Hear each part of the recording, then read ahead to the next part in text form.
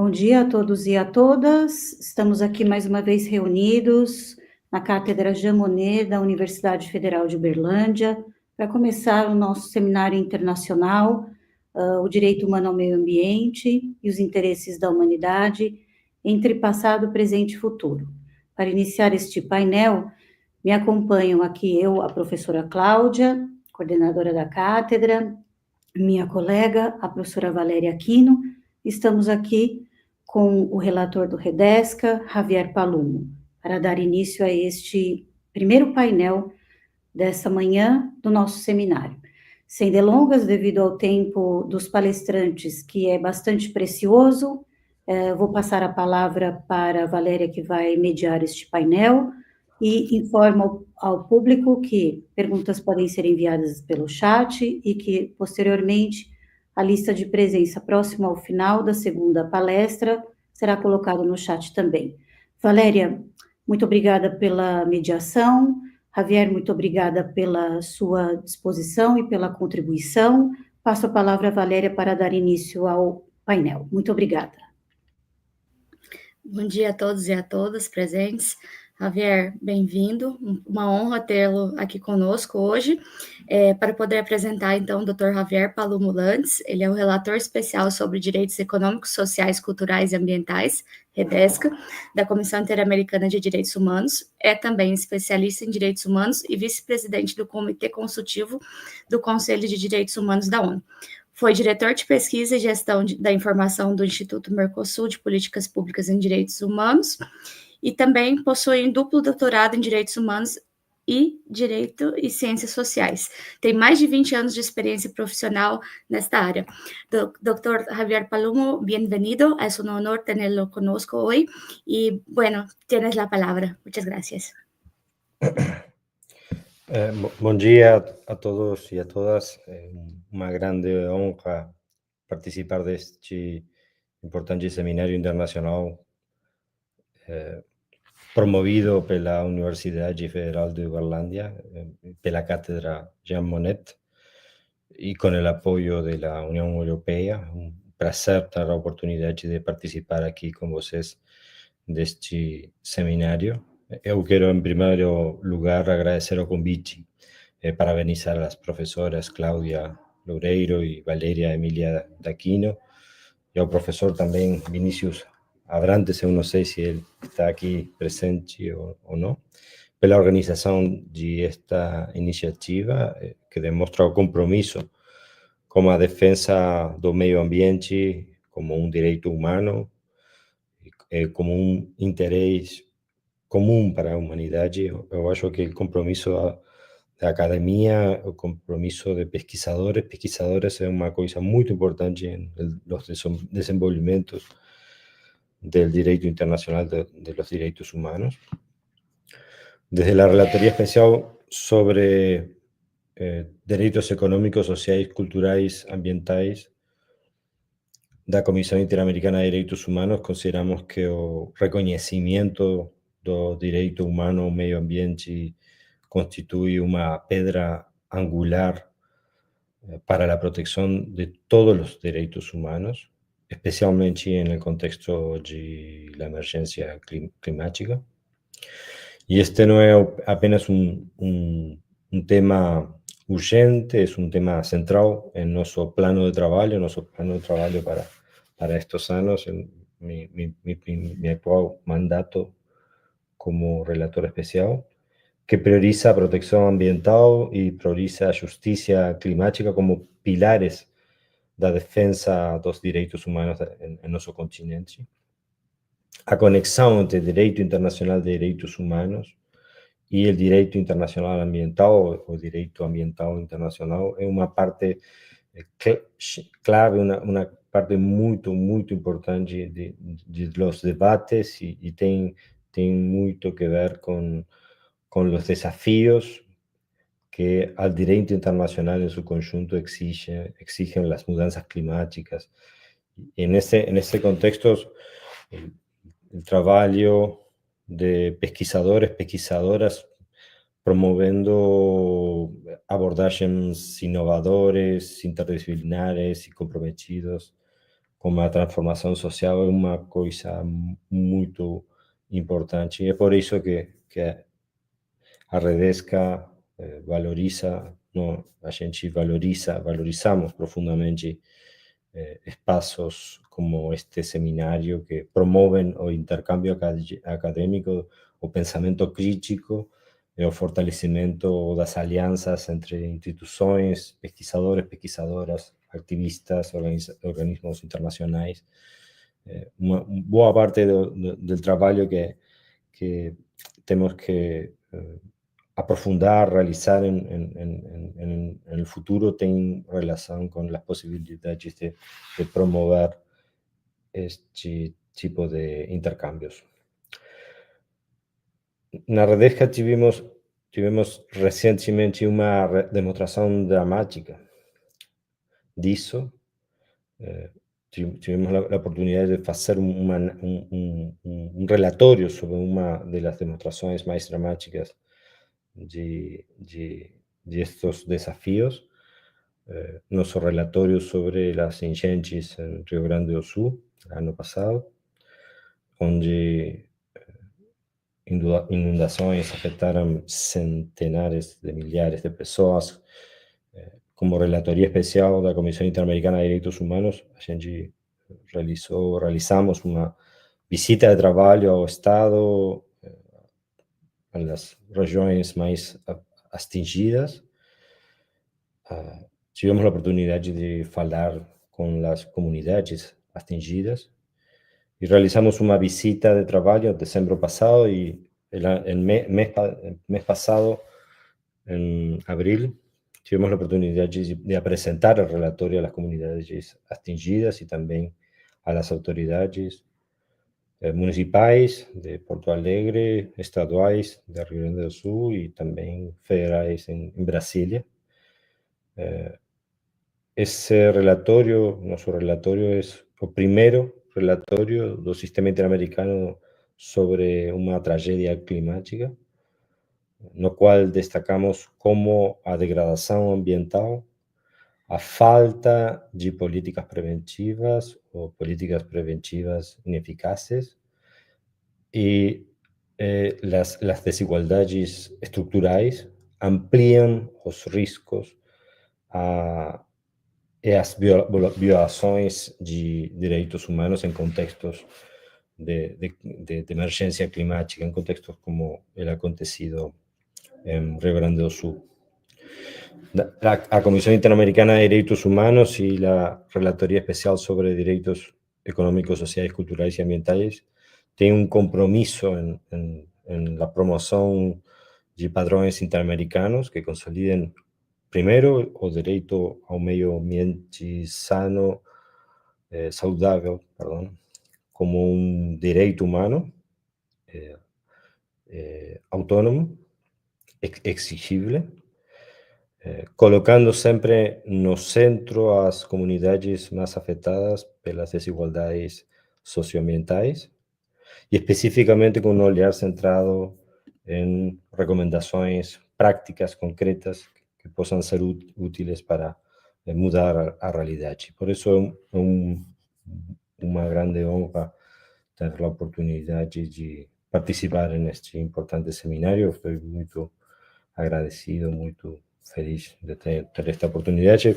Peço desculpas pelo meu portunhol, eu sei que é um pouco difícil compreender meu portunhol, mas é meu melhor portunhol. Muito obrigado, Valéria e Cláudia, pela oportunidade de falar nesta abertura. Obrigado. Javier, muito obrigada pela sua apresentação. Não há que pedir desculpa pelo portunhol, pelo contrário, nós conseguimos te entender perfeitamente, claramente, e agradecemos aí pelo aporte, pela lição valiosa. De fato, o relatório aí compartilhado é um marco, né? Não só para os principais policymakers, mas também para a comunidade acadêmica, é interessante. E, na verdade, né, se eu puder fazer uma pergunta, eu sei que o tempo está um pouco limitado, mas tendo em vista aí, né, a sua exposição colocando aí, né, no cerne do debate, né, como pedra angular, como o senhor mesmo falou, a proteção do meio ambiente e a justiça climática como pilar, eu queria perguntar, Dr. Javier Palumbo, como pode ser feita, né, como pode acontecer a articulação entre o setor público e aqui, né, não só a administração pública, mas também pensando aí no papel também das próprias organizações internacionais e regionais, como elas podem articular com o setor privado, né, como o setor privado poderia atuar para evitar que essas tragédias elas se repitam, como aconteceu no Rio Grande do Sul.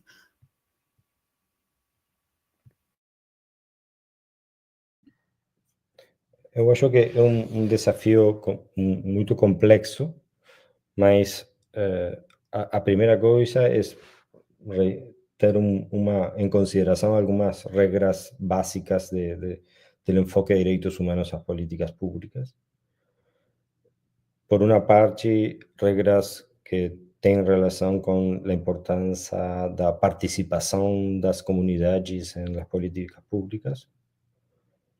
El enfoque de derechos humanos en las políticas públicas tiene como un pilar fundamental a participación seria, una participación sustancial, sustanciosa de las comunidades, de las organizaciones sociales, movimientos sociales.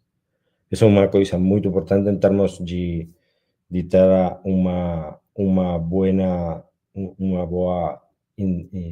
troca de informações, experiências com a comunidade em seu conjunto, mas especificamente com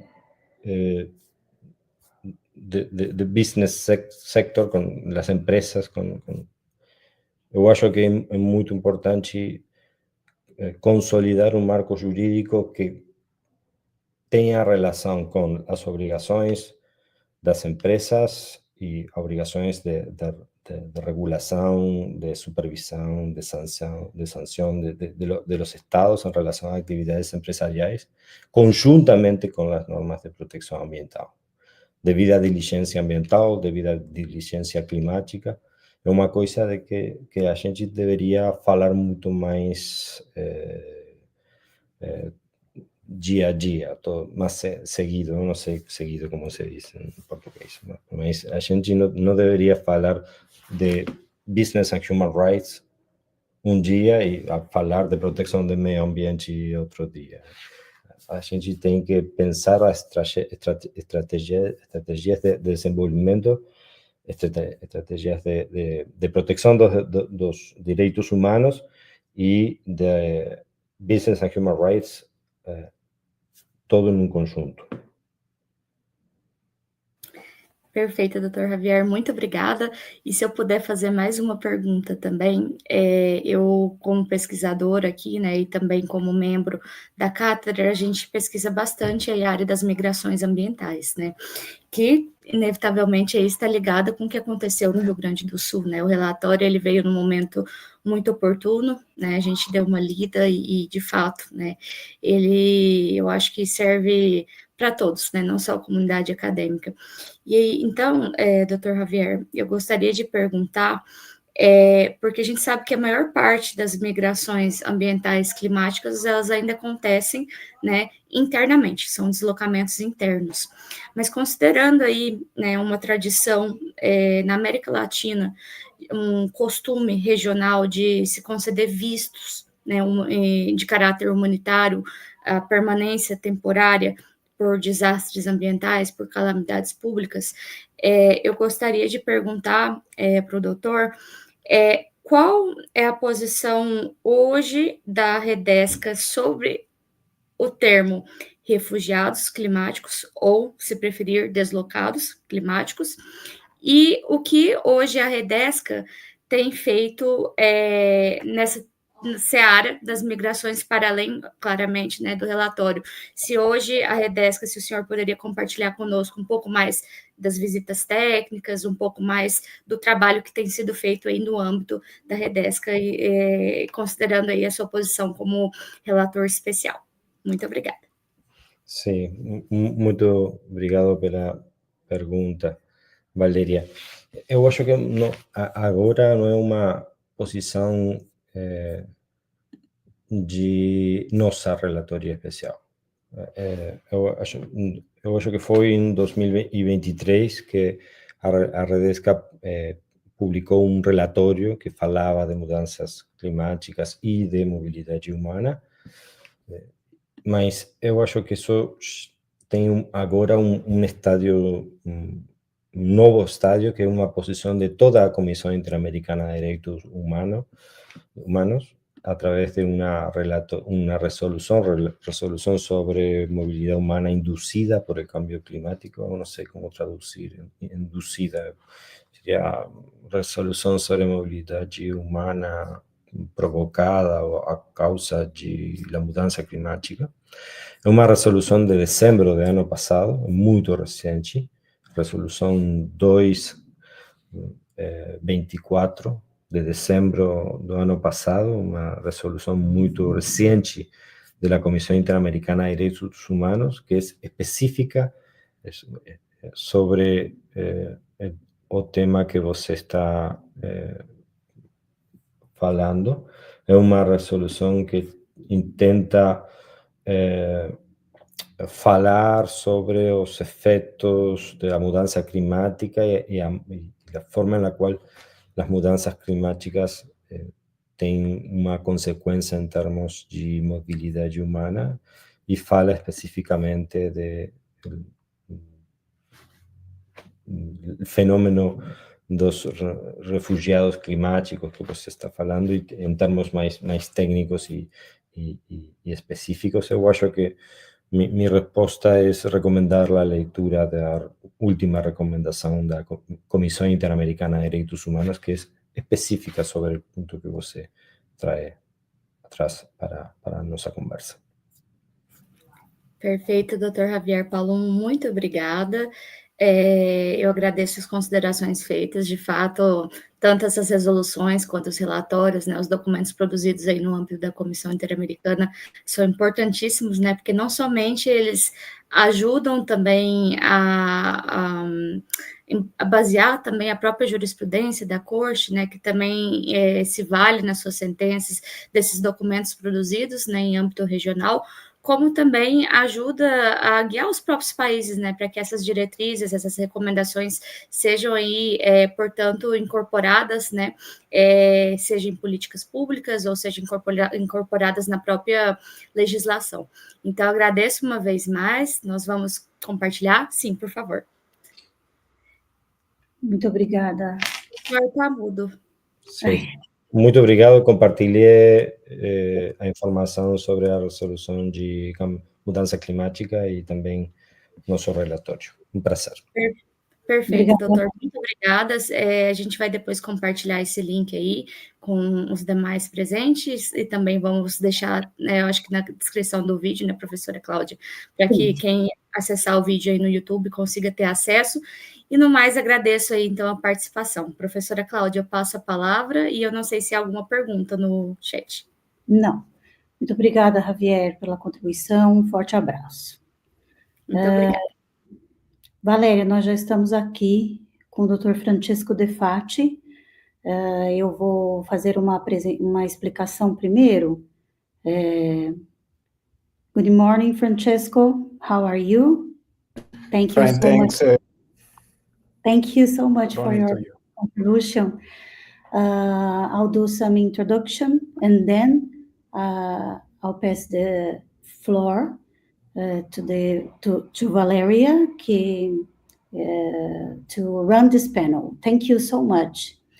Valéria, o Francesco vai nos auxiliar agora. Eu tenho que fazer uma explicação ao público. Nesse momento, nós vamos contar com a participação do Francesco De Fati, do Green Rights Coalition. Ele vai falar sobre o Pacto Global do Meio Ambiente. O que aconteceu foi que nós teríamos a fala agora da doutora Vitória Liché, mas ela está hospitalizada. Em razão dessa emergência, ela não pôde participar, mas gentilmente conseguiu um colega para substituí-la. Então, nós vamos dar início à apresentação do Dr. Francesco, a partir desse momento. A nossa querida companheira e amiga e professora Valéria também irá mediar este painel. E eu passei para você, Valéria, no seu WhatsApp, a qualificação do Francesco. Não sei se você já viu. Sim, eu vi aqui também no chat. Então, tá bom. Francesco, thank you so much for your contribution. Valéria, por favor, you have the floor. Well, good morning, Francesco. Good morning to all. I'm here to moderate the debate today, so thank you for joining us in this debate. Well, and also benvenuto, if I'm saying correctly in Italian. So to introduce Francesco, De Face, he is currently a PhD student in comparative public law at the University of Padua.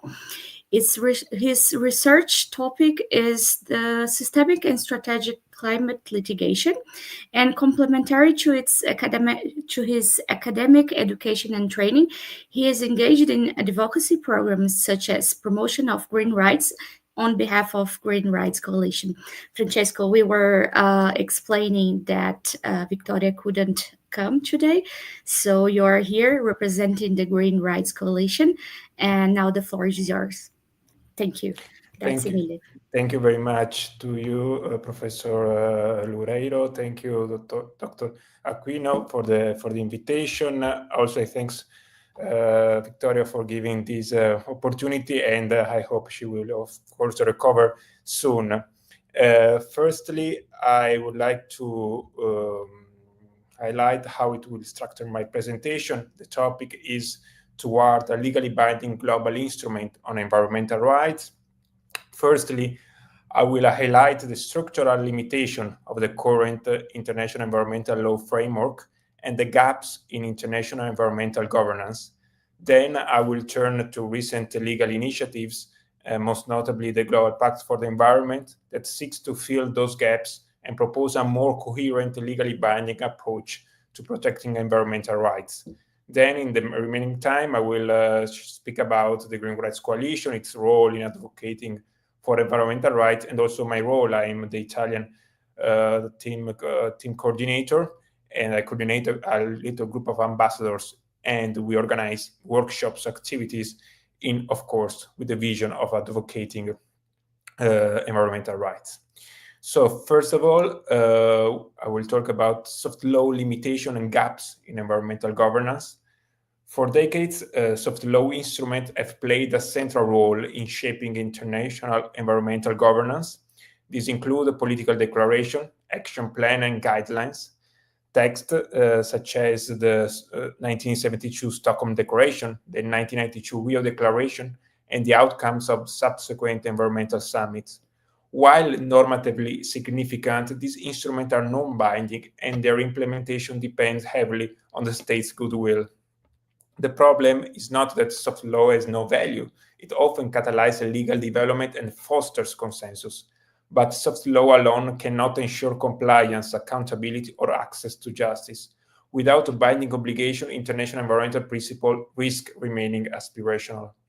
This legal weakness is particularly problematic given the proliferation of environmental treaties, many of them sectoral and inconsistent, leading to what some scholars describe as fragmentation. We have dozens of MEAs, or multilateral environmental agreements, each with its own scope, principle, and compliance mechanisms, often operating in silos, separately one another. This fragmented landscape fails to provide the kind of unified legal foundation we have, for example, in international human rights law with the covenants and the Human Rights Declaration. While the rights to a healthy environment is now recognized in the national laws of over 160 United Nations member states, there is no universal treaty that affirms this right and set enforceable obligation for its protection.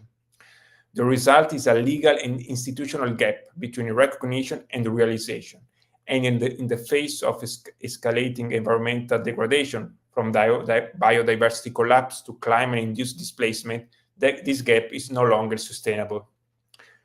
Right now, I'm going to focus on the right to healthy environment. So over the past 5 decades, the right to healthy environment has evolved from a visionary principle into a widely recognized human rights. Yet, despite its growing global recognition, it remains largely non-binding at the international level. The journey began in 1972 with the Principle 1 of the Stockholm Declaration.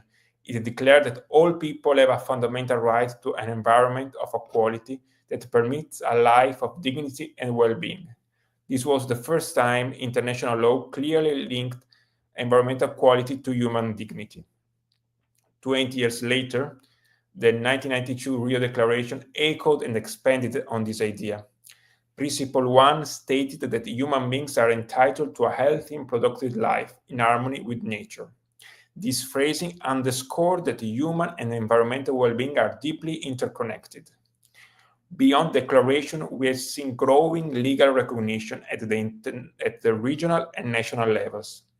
Today, 164 states, about 80% of all UN members, have legally recognized the right to healthy and sustainable environment, whether through constitutions, legislation, or regional treaties.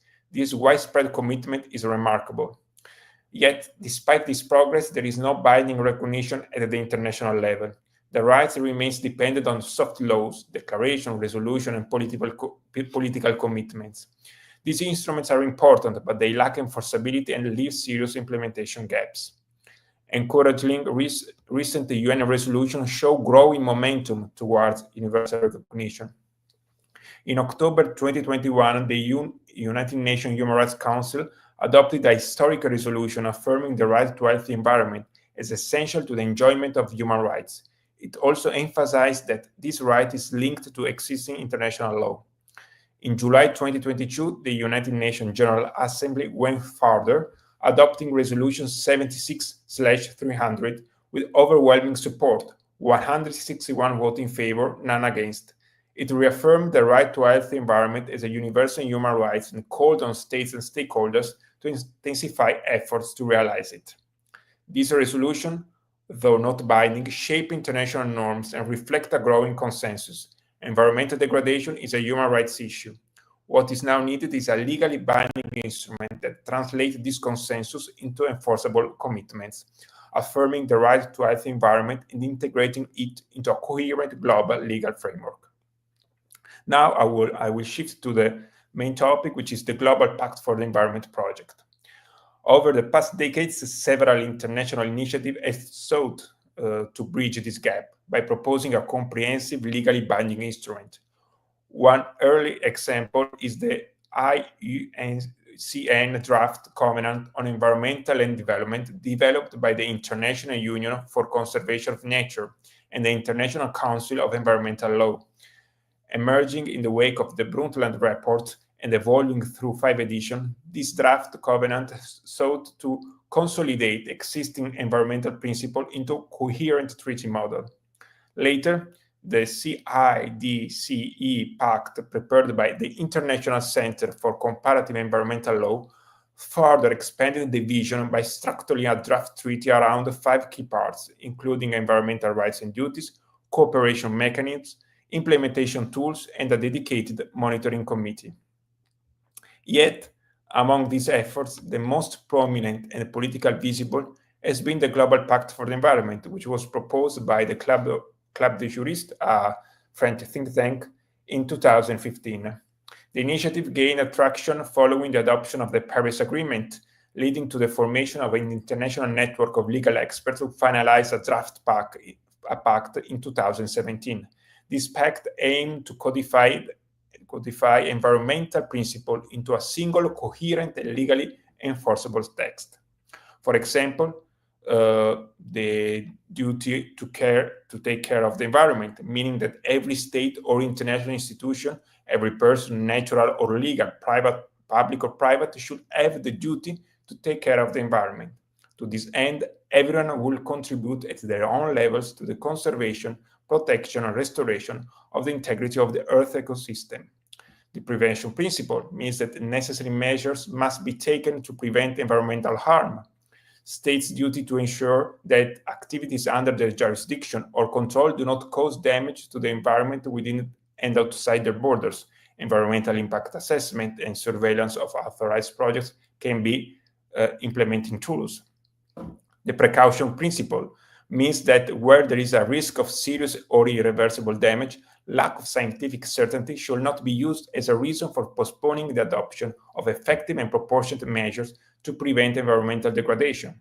The polluter pays principle means that prevention, mitigation, and remediation costs for pollution and other environmental disruption and degradation are, to the greatest possible extent, borne by the originator. The right to access to information held by public authority. It means that public authorities must collect and make available to the public relevant environmental information. The right to public participation, being the right to participate to the preparation of decisions, measures, plans, programs, activities, policies, and normative instruments of public authorities that might have a significant effect on the environment. The right to access to environmental justice, being the right of effective and affordable access to administrative and judicial procedures, including redress and remedies to challenge acts or omissions of public authorities or private persons which contravene environmental law. The no-regression principle, implying environmental laws must continuously improve and cannot be rolled back. The same year, this draft was presented to the United Nations General Assembly, and in 2018, the UNGA adopted the Resolution 72/277, titled Towards a Global Pact for the Environment, with 143 countries voting in favor. Following this, an open-ended working group met in Nairobi in 2019 under the United Nations Environmental Programme's auspices. Despite broad agreement on the inadequacy of the current framework, states could not agree on the form or content of a legally binding instrument. As a compromise, the group issued 13 recommendations, ultimately favoring a political declaration rather than a treaty. This culminated in the 2022 Stockholm +50 Declaration, which notably recognized the importance of a healthy environment for the enjoyment of human rights, echoing Resolution 48/13 of the Human Rights Council. While the Global Pact has not yet resulted in a binding treaty, the process had two important outcomes. It helped consolidate normative consensus on key environmental principles, and it opened the door for future legal innovation at the international level. Ultimately, soft law and political declaration are not enough, as we are seeing, but the right to healthy environment must be anchored in a binding global instrument, one that affirms environmental rights and duties, incorporates procedural guarantees such as access to justice and participation, and articulates foundational legal principles. Such a treaty will not only strengthen environmental protection, it will bring much-needed coherence to international law and recognize what over 160 countries already affirm at the national level. So, as a work also of the Green Rights Coalition, we started with this idea of the Global Pact for the Environment, and we advocated for it. But then now we are also focusing not only for a treaty that enshrines environmental rights and duties universally, but at the regional level, our efforts are focused on Europe, the Americas, and Africa. For example, in Europe, we are campaigning for the additional protocol to the European Convention on Human Rights, which seeks to integrate the right to a healthy environment into the European legal framework. In the Americas, we promote the Escazú Agreement, which ensures public participation and justice in environmental matters. In Africa, we support the African Charter on Human and People Rights, advocating for the recognition and enforcement of environmental rights. Nationally, we work to advocate for the inclusion of environmental rights in national constitution. Although many countries recognize the right to a healthy environment, as said, it's not always enshrined in their constitution. For example, in the United States, we support the Green Amendment Initiative, which seeks to provide constitutional recognition and protection for environmental rights. Additionally, we work to raise public awareness and support national initiatives that promote the effective implementation of these rights. I will also speak about our legal advocacy on the international stage, which includes providing experts' opinion and contribution to significant legal processes. For instance, we acted as amicus curiae for the International Court of Justice advisory opinion on states' obligation in climate change. This involved offering expert legal opinions on how international law can address states' obligation regarding climate change. Furthermore, we responded to various calls for inputs and commentary from international organizations on environmental law. By submitting our contribution, we help shape the development of international environmental policies and standards. Another example of our recent significant contributions is our response to the United Nations United Nations Special Rapporteur's call for inputs on the rights to healthy environment. This input has been used for the thematic report presented at the session of the United Nations General Assembly in September 2024. In our submission, we highlighted several key challenges, including the fragmentation of international environmental law, the absence of a binding legal framework, and the lack of effective monitoring and enforcement mechanism. To address these challenges, we proposed the creation of a legally binding global instrument, the development of effective monitoring mechanisms, and the support for regional initiatives that promote environmental rights.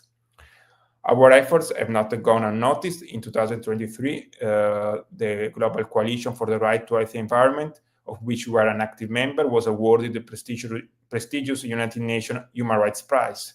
This recognition highlights the intrinsic link between human rights and environmental protection and underscores the importance of our advocacy work. The reason why we received this award was that in 2022, our advocacy efforts contributed to the United Nations General Assembly recognition of the right to healthy environment, marking really a significant milestone in our mission. We will shortly also participate in the 2025 United Nations Ocean Conference, which will be held in June in Nice, in France, always advocating, of course, for the green rights. As an organization in the field, throughout an ambassadors network worldwide, we raise awareness and educate about green rights. We create educational tools, such as the Environmental Rights Fresque, which is a group activity that implies the understanding of the causal link in environmental polluting events. We set up workshops and campaigns to inform the public about environmental rights in universities and also public and private institutions. As we move forward, we invite, of course, to join our conversation and our mission. You can check also our website, which is www.greenrightscoalition.org, and also stay in touch with us, and we can lay the foundation for a world where the preservation of our planet is embedded in the very fabric of international law. I will leave you with some words that are from the Secretary General of the United Nations, Antonio Guterres. The climate emergency is a race we are losing, but it's a race we can win. Let us face it with hope and resolve, knowing that the decision we make today will shape the world for centuries to come. Thank you very much for your attention, for having this presentation from my side. And if it's possible, also I've shared a video of the presentation of the Green Rights Coalition, where you can see some testimonies of actors, of professors, lawyers, and advocates of environmental rights that shares their outputs on the vision and mission of the Green Rights Coalition. Thank you very much. Thank you very much. Francesco, I'll set the video. Wait a minute, please.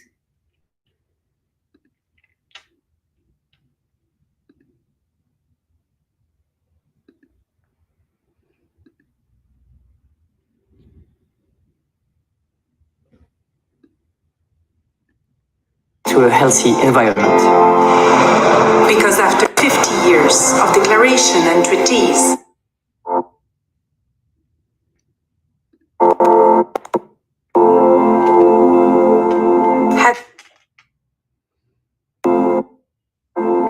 have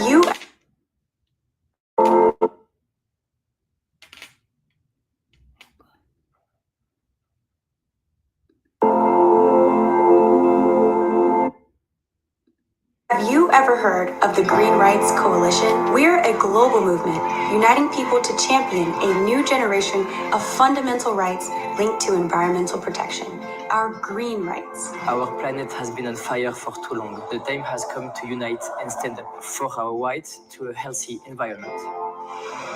Because after 50 years of declaration and treaties, efforts to protect the environment and life on Earth are clearly insufficient.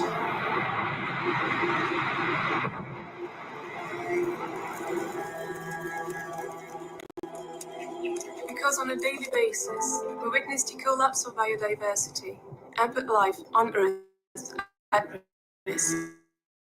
Because climate change threatens our way of life. Because air, soil, or water pollution doesn't stop at country borders. Because beyond our difference and our origins, all living beings form the community of life on Earth. Because we need to ensure our planet's ability to produce renewable resources for generations to come. Because technology and technical rules alone cannot solve the environmental crisis. Because we need values, we need principles, we need to rebuild our society on new foundations. We need to make a pact with nature, a pact that binds us all together as inhabitants of this planet. We need a new pact to recognize our green rights and duties. A pact that can become the foundation of a new social contract for humanity. A contract that allows us to protect the environment because it's the best way to bring people the possibilities of a better life. A pact that recognizes the right of everybody to a healthy environment, that recognizes the duty of states and citizens everywhere to take care of the environment. A guiding compass that will enable access to information, justice, and process for citizens of the Americas and the world. A pact that answers to young generation, civil society, all of us, because we need to lay the foundation for a new and more united world to better protect our planet and mankind. The Green Rights Coalition champions this new social contract. We advocate the recognition of green rights at the national, regional, and international levels to ensure the fulfillment of other human rights and to protect the planet. The United Nations is ready to act. The General Assembly has adopted a pivotal resolution recognizing the right to a healthy, clean, and sustainable environment. This is a first step, but we need to go further. We call on states to recognize environmental rights and duties in a legally binding treaty. We need to recognize our green rights in every continent, in Africa, the Americas, Asia, Europe, and Oceania. At the national level, we also push for the recognition of green rights in states' constitutions. A secure climate, clean air, safe water, sustainable food are not merely privileges. They are fundamental rights that must be observed and respected by everyone. Because there is only one planet, we have no choice. Today, time has come to wake up and stand up for your green rights.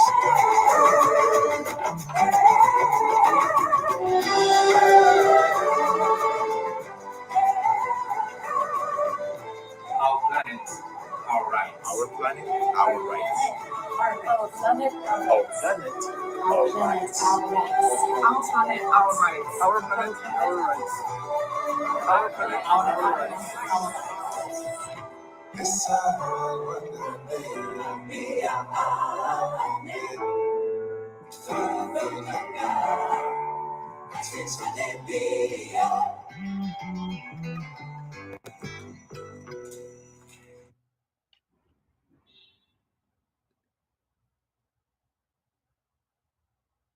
Okay.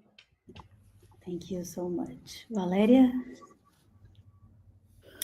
Thank you very much, Francesco. It was very enlightening hearing everything you shared with us today. It was indeed an amazing speech you gave.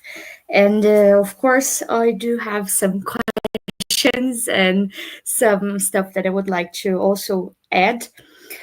Well, hopefully we can see each other as well in the COP30 here in Brazil. And therefore, I will start my first question about COP30. Probably you've seen or read the issues that we're facing, not only in terms of logistics, but also in terms of environmental protection concerning COP30. It will be held in Belém do Pará, in the Amazon region. And sadly, the way it's been conducted at the moment, we've seen some environmental problems concerning the organization of this event. And considering the fact that COP30 is like COP in general is one of the, if not the most important event in this field, my first question actually is related to the work of the third sector, of not only civil society, but organizations as well, and therefore the work of Green Rights Coalition. How can the third sector, the third sector can work and cooperate with the organization of such events to reduce environmental problems? So this is my first question, is more like a provocation.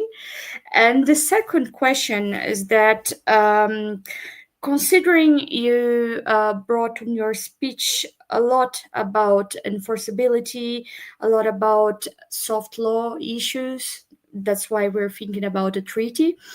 My question is, how can NGOs and the third sector again act to exert influence over states, for example, like the US, that we have been witnessing, sadly, a lot of issues concerning climate protection and climate action, to those countries, such as the US again, to not leave treaties such as what happened with the Paris Agreement. So, in a sum, how can NGOs work to prevent that? And for now, those are my questions. And after you answer, I would like to add a few notes that I have here. So thank you again for sharing this very insightful and thoughtful presentation. Thanks for the question. Not easy one, because otherwise it will be like, okay, of course it will be, many problems will be already solved, but I can understand especially the relationship between NGOs and international organization. It's like there are channels of communication. Let's say that as a Green Rights Coalition, we are accredited organization at the UNEP, so the United Nations Environmental Programs. We are planning to also become an accredited organization at the Council of Europe. So we are trying to open dialogues with international organizations. We are trying to, of course, as I said before, we were amicus curiae in the ICJ proceedings for the advisory opinion. Of course, we open channel of dialogues, but of course, it's then unfortunately still up to the masters of the treaties. Let's say it's up still to the states at the end to have the last voice on like drafting a treaty and on then passing all the ratification process, etc. Of course, the civil society can unite in coalitions, can unite in groups to support and to sustain the recognition of the rights to the environment, the effective protection of these rights, and especially as this also relates to my, let's say, to my research interest, climate litigation can sometimes climate litigation is seen as a let's say a subsequent effort when the state is not abiding to regulations, to treaties, to environmental, to international obligation, also constitutional obligation. Then usually NGOs like us and then other NGOs, they come up together and then they come up with the lawsuits against states, against corporations, and so on and so forth. So there is this movement that tries to have an influence also on the states. It's true that it's an influence that goes, of course, after the state has not been abiding to a constitution or international obligation. It's true that for having an influence, I speak also on the side of Green Rights Coalition, there must be funding, there must be exposure, and so on. And this is our also challenging issues, especially also for us as an organization. We are all volunteers. We dedicate our time to the cause, and sometimes it's really difficult to keep up the organization growing and influencing over state, etc. So it's really an ongoing, let's say, an ongoing battle, which of course we want to take it on the legal level. We are more an advocacy organization that works on the legal side, but of course, mobilization, pressures, and active citizenships must be like the cornerstone of every action in that regard. So it's important to get the recognition, let's say at the regional and national level as an accredited organization. It's important to have these channels of communication and to pressure as much as possible with the comments every time there is like a call for inputs or a call for of mobilization for a cause, which is really important, that can at least try to make a change in these aspects. So I hope I answered the questions. If I'm not mistaken, thank you. You did. No worries. I think it was pretty clear what you brought, and thank you for answering. In fact, we have a question here. Can I read it, Professor Claudia? Is it okay? Do you understand that imminent advisory opinion to be issued by the International Court of Justice could contribute to demonstrating the need to establish a binding global pact for the environment? That's the question we received. Well, let's hope it will be really important for us, for the Green Rights Coalition, to have this kind of recognition from the ICJ. Of course, we have already the ITLOS advisory opinion that also stressed the idea of the interconnection between the different areas of international law, and the necessity of an integration of the different areas of international law. Like the ITLOS advisory opinion not only focused on the law of the sea, but then made a significant connection with other human rights instruments, and it put in perspective the obligations of states regarding climate change. Let's see how will be then, of course, the Inter-American Court of Human Rights advisory opinion that will come shortly. Then there will be, but this will be after the ICJ, there will be also the one of the African Court, which has been just submitted a few weeks ago.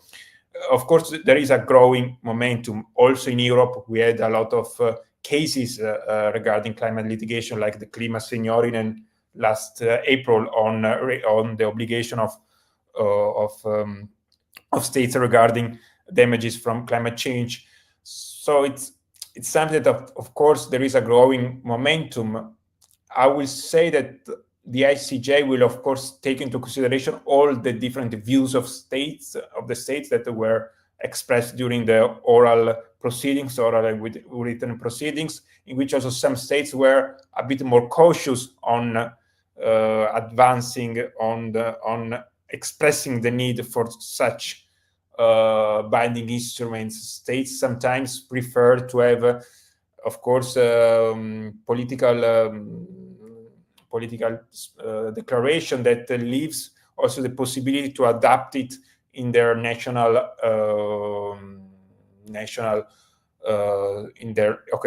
structure, in their national constitution, their national judicial system.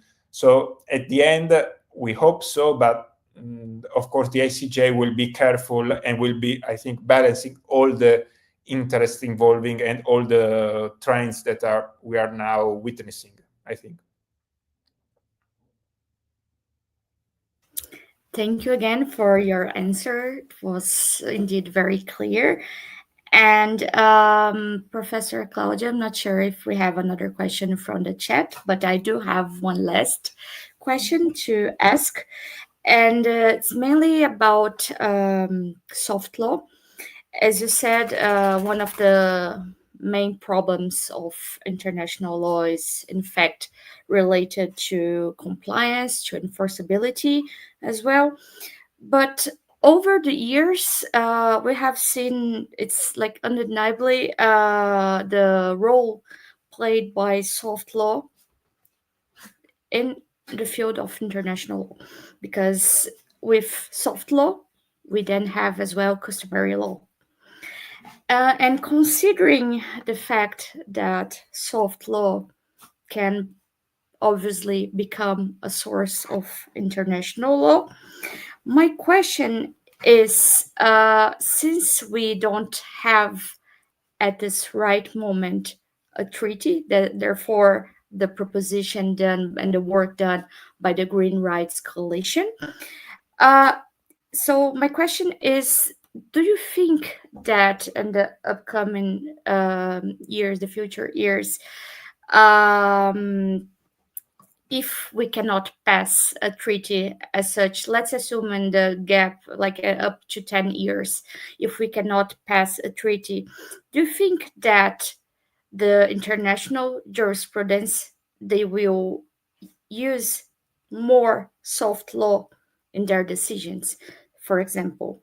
And within the context of Inter-American Court of Human Rights, we've seen not only the dialogue between international courts and tribunals. So in some cases, we see judges mentioning cases in the European court, in the African court, and so on. But not only that, we've seen cases where the judges, they mention resolutions, they mention the SDGs as well. So do you think there'll be this trend in the absence of a treaty as such?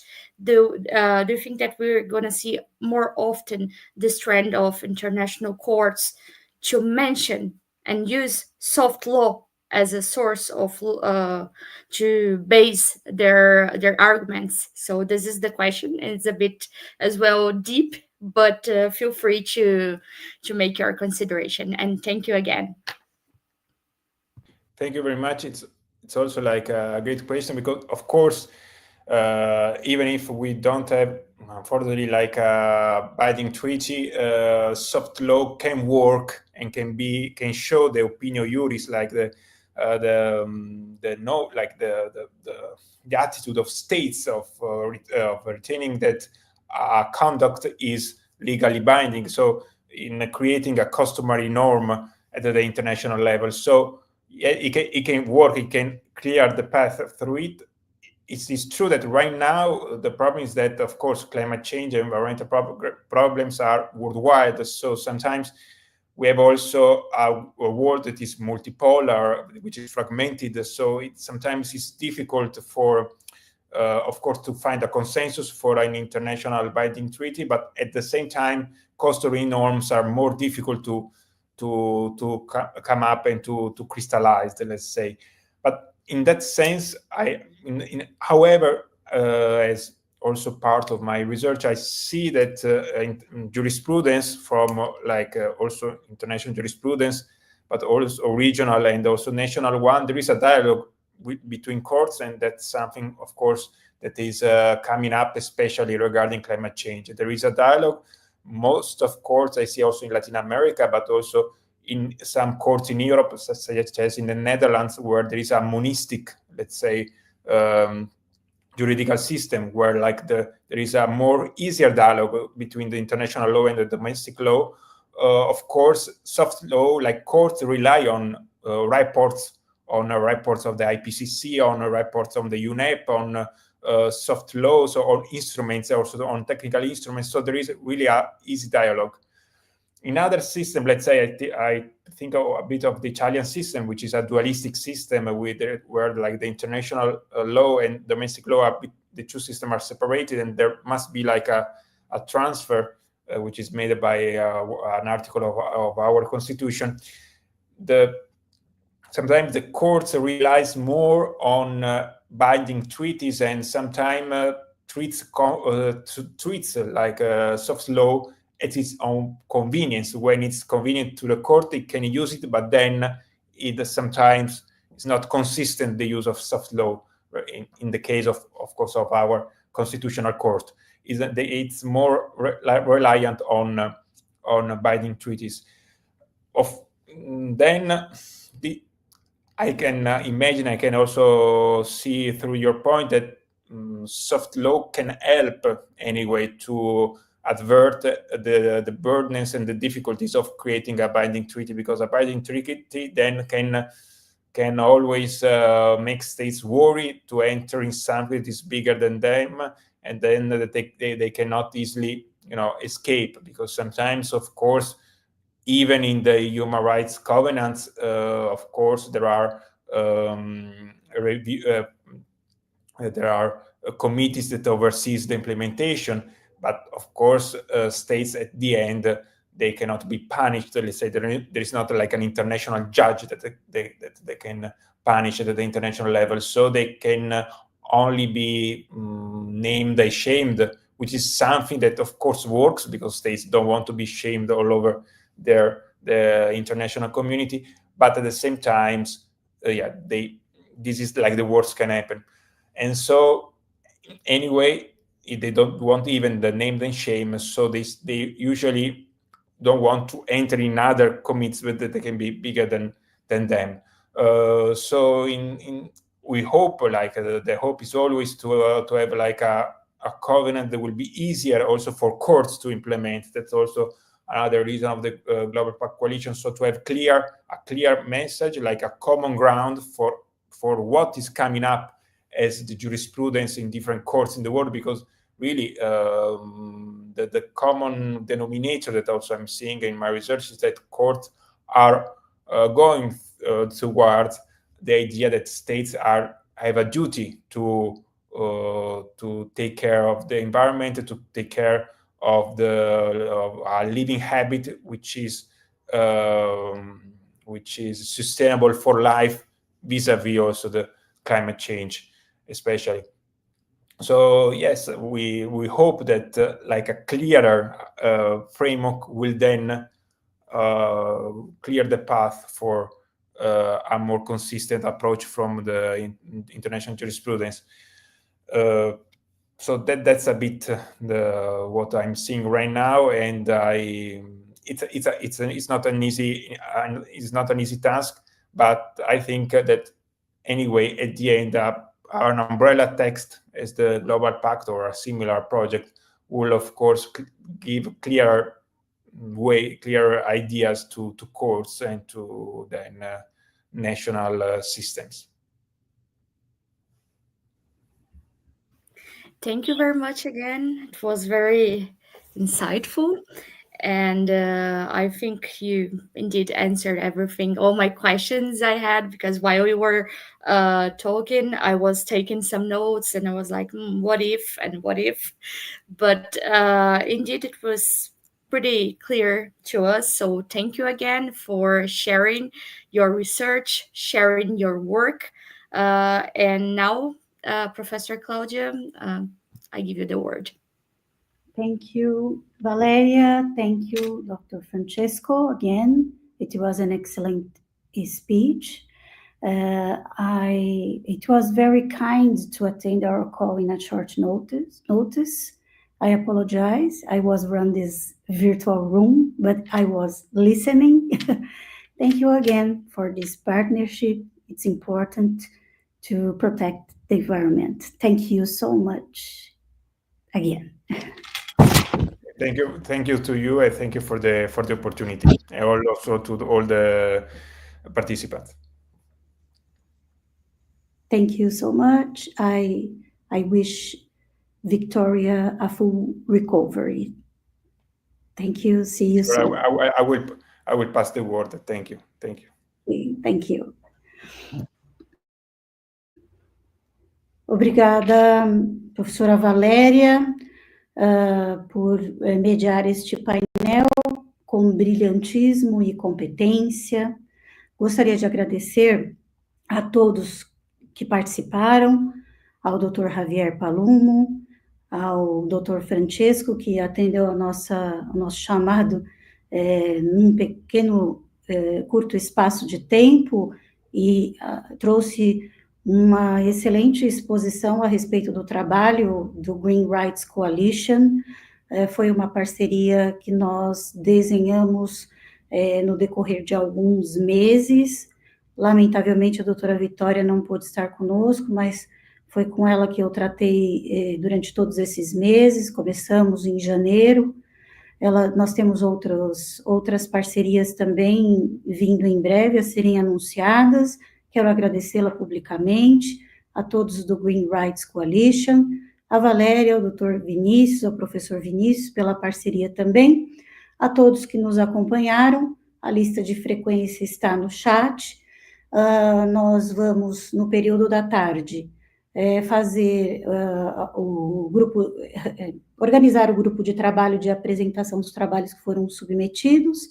Isso nós faremos numa sala particular, não será compartilhado aqui no canal do YouTube, em respeito à imagem e aos direitos autorais das pessoas envolvidas.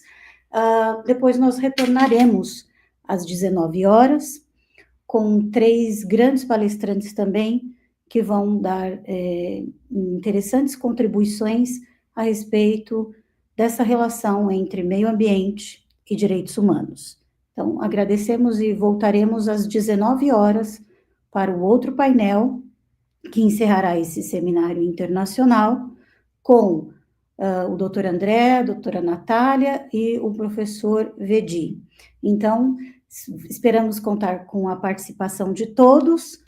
Professora Valéria, mais uma vez, muito obrigada. Se quiser tecer algumas considerações para encerrar, fique à vontade.